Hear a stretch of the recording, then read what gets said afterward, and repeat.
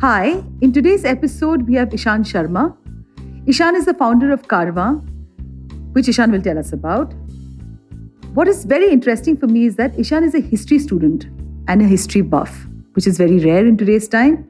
He conducted his first successful walk with the famous Suhail Hashmi, which was to Tughlakabad in the month of September 2019. But currently, due to the pandemic, Karwaan is not organizing walks, rather, they've been organizing webinars from April 2020, which he's going to tell us more about. They have invited very prominent historians, and the interactions have been shared on their Facebook and YouTube Live. Karwaan has successfully also hosted historians like Romila Thapar, Professor Andre Work, Rana Safvi, and many others. More than 30,000 people are now associated with Karwaan. But to me, in this whole world where everyone is just struggling to get their seat into the medical colleges and into the engineering colleges, it is so refreshing to meet somebody like Eshan. And you're my first student on my podcast, Eshan, who is pursuing history with the kind of passion that you have. So before we start talking to each other, to me, I just feel that Indian history definitely deserves attention as more than just being that battleground and playground, with the conquerors and the emperor and, who won which war and the dates that we had to remember forever. So, what is your take? And do you think that the books would need change? How did you choose history? Where are you from, Ishan? And like I said, you're my first student on the podcast. So, please let the listeners know all about this. Welcome, Ishan, today. Hi, Mohua. Pleasure to be here. Yes, history is very important, because when the present regimes all over the world seek legitimacy from the past, it becomes very important for the people to also understand how past works in the present also. So it is a constant dialogue between the past and the present, which we have to understand. And unfortunately, we do not do that. That is one reason why we have to suffer a lot, and we are victims of our own past, unfortunately. Why would you say that, Ishan? I'd like you to explain a little bit more as to when you say that we don't want to accept and understand or read our past. Is it because everybody just wants to forget what happened day before yesterday and continue to look forward? Is that why it is? No, they do remember what happened, but many of us have a very romanticized idea of history. uh, Through WhatsApp and other sources. They do not read up books, unfortunately. There's a whole propaganda that goes on that shows Indian ancient past as a golden age, which I personally do not feel there was a golden age. So the need of the hour is to read up professional historians whom we do not respect, like professors like Professor Romila Thapar, Irfan Habib, and other historians. We have to read them, and it is very important to read them actually, rather than just taking your information from WhatsApp forwards. Is that a struggle for you, Ishan? Because you are really among a whole lot of people who are really digitally educated, and reading of books and libraries are really very old-fashioned. And I don't know how many people really queue up outside a library and go and sit there. I mean, you'll be able to throw more light on this. Yes, the only constant in this universe is time and change. So with time, technologies have evolved, and now you have ebooks more readily available than books. So people do not really go out and line up for bookstores to when they release books. I do line up. I do surely visit the bookstores. That is my favorite place after all. And I am a book holder, so I get a lot of books from bookstores, different bookstores. People of my generation who are in their 20s right now, early 20s and late teens, they might understand this, uh, because ebooks are more accessible, and they do not carry any weight. So people usually read up ebooks, and I do not have any problem with that. But the problem is, um, but the main question is not the problem, but the question is, they should read up either through ebooks or through paperbacks, hardcovers. The main thing is we have stopped reading. We do not read. That habit of reading has gone, unfortunately, with the passing of time. Like our grandparents' generation read a lot of books. They have piles of books with them. They have read Urdu books, Hindi books, English books. unfortunately we cannot go any further from our textbooks, but we have to again reignite that Do you really think that habit. it can be reignited? Because the way everybody is really now, the new thing is audio. People don't even want to open up a book; they want to listen, and and then they want to retain that in their brain because books are all turning into audiobooks. And for me, I of course come from a time when we did not have access to the digital world, and television happened when I was in school. But then it was way later, and so books were the only thing that we could resort to, books or painting or music. Those are the things that we could. And I love the smell of new books. I love going into a bookstore and browsing through the number, the cover that's done, and then the content that's put there together. So but I do feel that in today's time, this would be a struggle to be who you are, Ishan. And do you feel that there's a problem in the dialogue between you and students of and kids of your age? I don't think so, because, as I said, technologies have evolved, and audiobooks. I also subscribe to audiobooks. Unfortunately, or fortunately, whatever you think, I also listen to audiobooks when I No, go to I'm just sleep. being romantic about it because, I mean, that's the kind of nostalgia that we've had. For sure, audiobooks make more sense, for the paper and for the wood and the rest of the entire, environment. Yes. But also the way you're like really canvassing about books and reading, and like you rightly said, that there are very few people who read anymore. Would it be a problem for you to explain yourself? Because history is so important, even if you're a, um, math major, you're doing your engineering, you're doing your medical. History is a very important part for you to be part of today's politics also.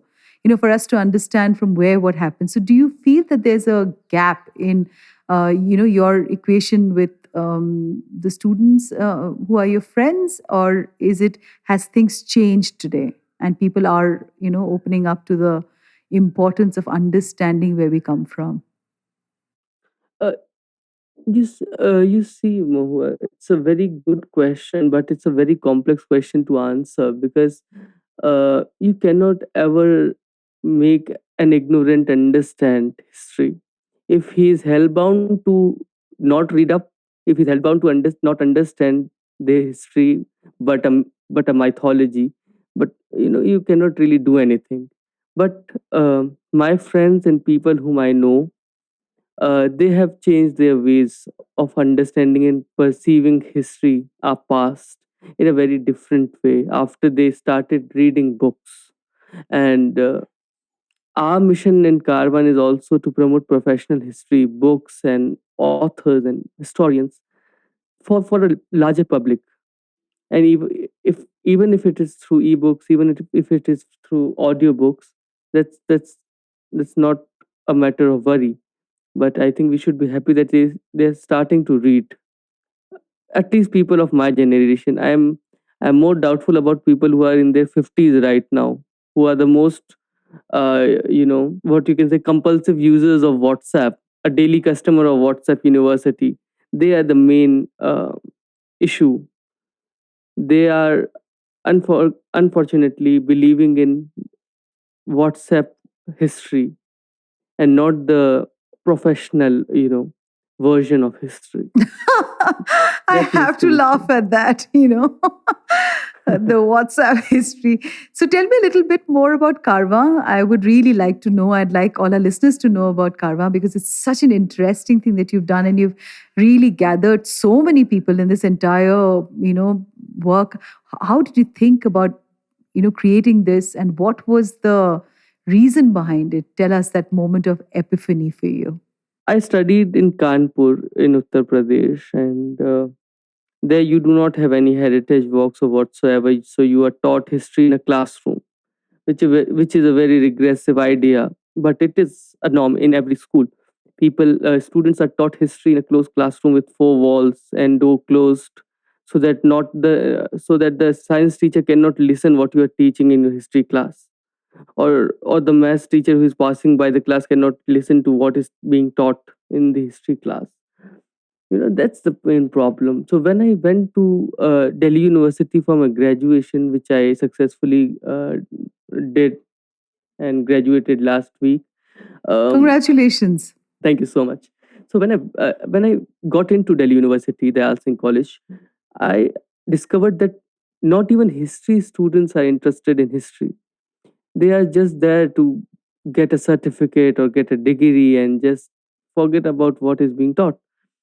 So I thought, why not we should start some heritage walks? Maybe uh, gather 4 or 5 friends of ours and just go to some place and visit that place. Talk about the architecture, the surrounding, the iconography, symbolism in the architecture, whatever we have read through books. In that way, I met during a book launch somewhere. I met one of my mentors, Sohail Hashmi, who leads Delhi Heritage Walks in Delhi, and he's one of the most famous heritage activists in Delhi.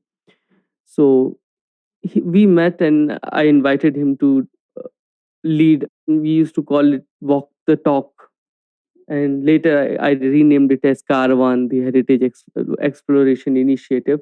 So Sohail Saab very kindly accepted my invitation. He led our first official walk, and we had about 14-15 students from different colleges joining us. So that was the beginning of Karwan. I started it with an aim to promote our heritage. We do not really visit heritage sites anymore.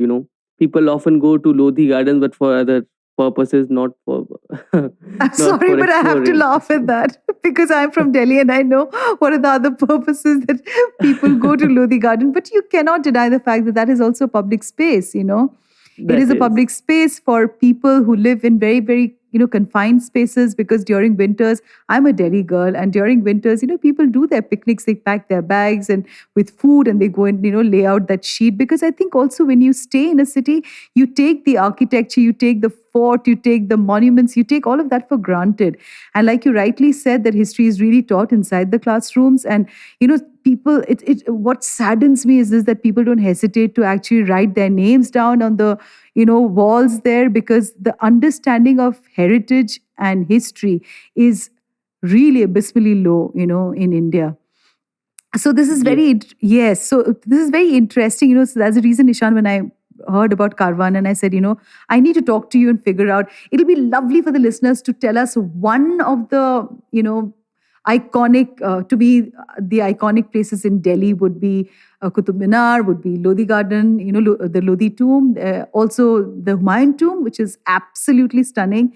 And apart from that, there are so many more. So tell me, you can pick up any one of them and just share with our listeners a little bit about the architecture, the entire, the way they've created and built it years back, where it's still held together in spite of the sun, the moon, the rain, the storm, and all the ravages all around it. The air that is passed, through the places, the sunlight that passes through those places, the way gender was also divided when you go into the, inside the fort, there is a space separately for women, and there's, where they got together, and there was a space separately for the men. So maybe just one, heritage fort that you would wish to share with our listeners. I'd love to hear that from you, Ishan. That would be very academic for the listeners, but my favorite places in Delhi include a place called Sundar Nursery, which is next to Humayun's tomb, and also Humayun's tomb, because there is a lot of symbolism and architecture. It's an iconic building. Humayun's tomb is an iconic It building. If is. you haven't been there, those places were also refugee camps when India partitioned in 1947. So it has a lot of material memory for people who survived partition. It has a lot of memories for people who have been to Delhi, and you know because that is one of the first places that you visit after Qutub Minar. Yeah, these are my two favorite places, and if you've been there, you will understand how beautiful that is. You cannot really understand with this podcast. You have to visit that. But Let's uh, take people through that trip. So let me tell you about Humayun tomb. Again, of course, like you said, that there is there were people after partition, they came in and settled there. But for our listeners who have not traveled to Delhi, I still remember going in for a festival there of Muzaffar Ali, and he had done this festival with Abida Parveen and Asad Debu, who's now the late Asad Debu. And the entire fort was lit up. It was on a full moon night, and there's a little moat there. And the moat is still there. They'd filled it up with water, and there was, water lilies there. And Asad Debu actually submerged with his entire, the angarakha that he wore. And he was like this flower inside that water. And then, of course, in the night, one could hear Abida Parveen sing. And it was like the silhouette of the fort at the back. And right now, when I'm talking to you, I can see it. I sat there mesmerized because Delhi used to have such amazing cultural festivals in the forts. Also in Qutub Minar, there's to be, music shows, I think, for people to also go in and sit and enjoy those places. So coming back to Humayun Tomb, tell us, what is it that makes it is spectacular? The fountains, those little things that they built. I mean, when you go there, one can look back at the opulence, the decadence, of how the kings would have lived. So it is a very, very Islamic architecture because of the way it is built. Tell us a little bit more about what is it that's so special for you for Humayun Tomb. I would not agree with the term Islamic architecture for various reasons, because there is nothing called Islamic architecture.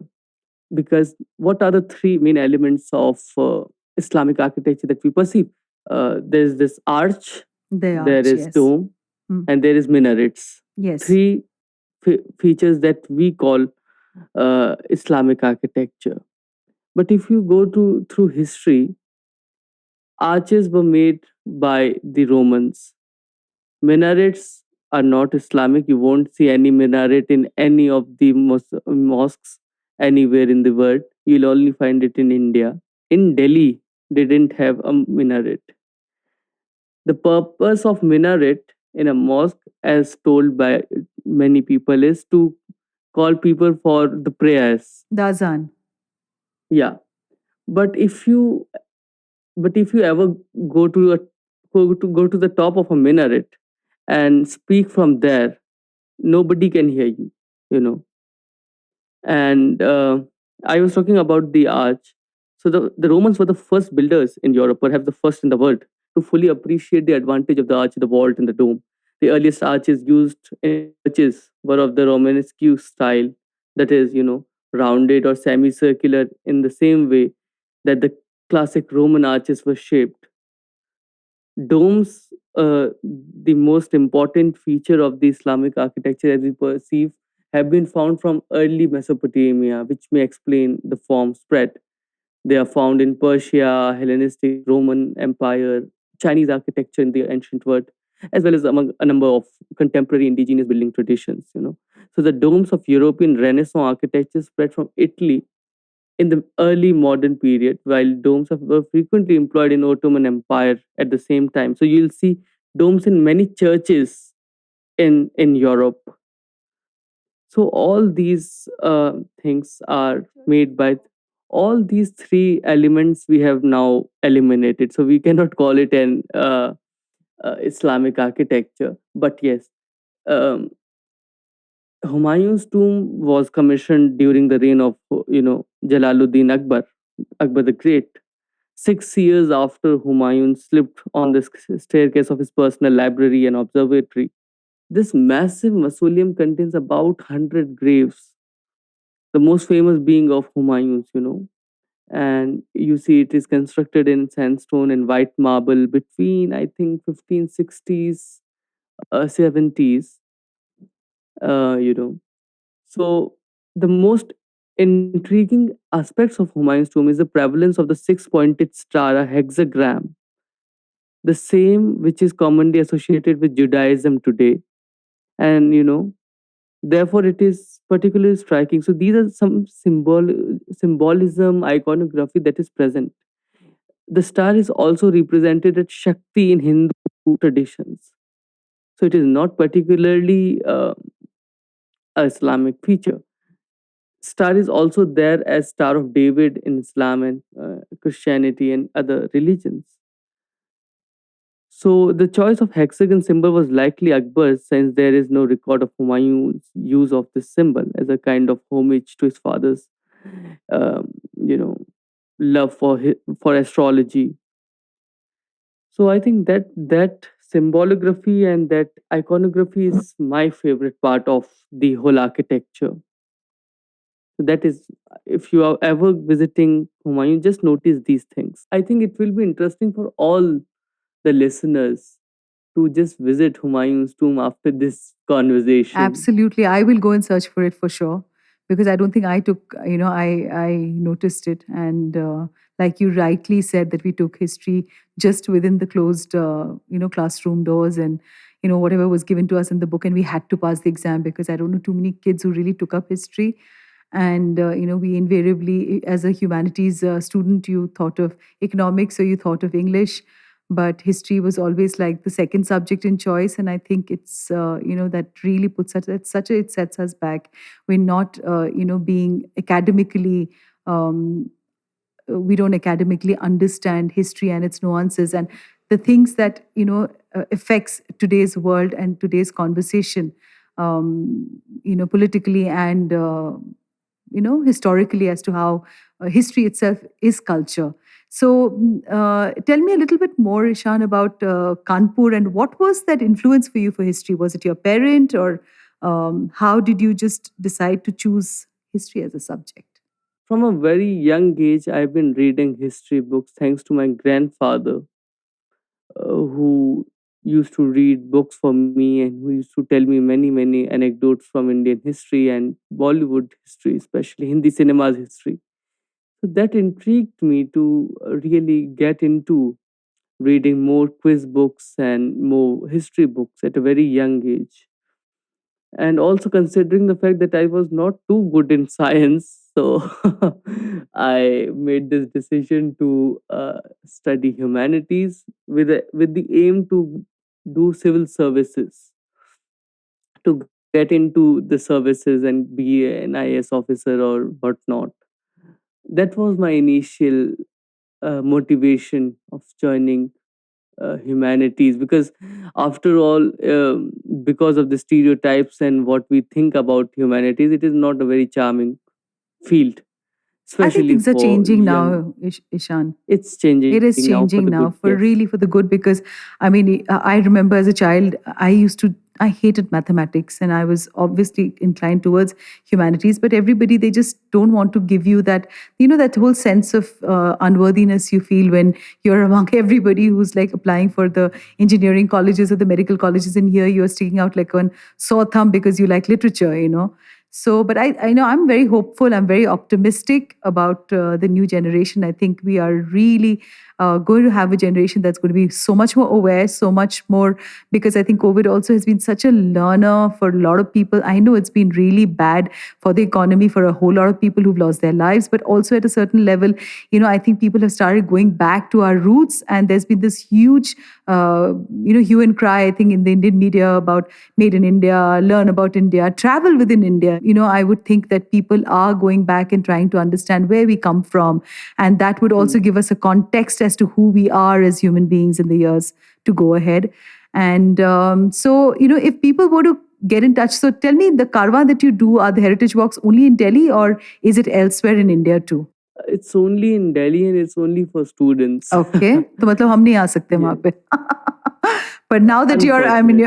now that I'm in your podcast, you have to give me that special Yes, turn. definitely. Be our guest. Yes. Yes, I will be your guest, and I would love to do the walk with you because I took all of those places for granted.